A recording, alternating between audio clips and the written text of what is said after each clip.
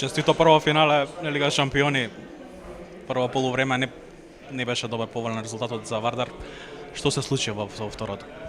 Pa mislim da i prvo poluvreme nije bilo toliko loše koliko smo mi fulali čistih zicara i da je njihov golman baš obranio sve moguće i nemoguće. Mislim da nije bilo toliko loše koliko je bio rezultat loš. Drugo poluvreme smo se u to malo okrenulo, oni su napravili par greški, mi smo napravili par dobrih obrana kontri, vrlo dobro igraju u napadu. Imali smo Kristopansa koji može sam rešiti par napada, tako da mislim da je bilo ovih 20 minuta posljednjih najboljih ove sezone, ali nije još kraj. Stigli smo u finale, ali treba barem probati završiti posao tako kako treba. Како психички да се вратите после 7 разлика?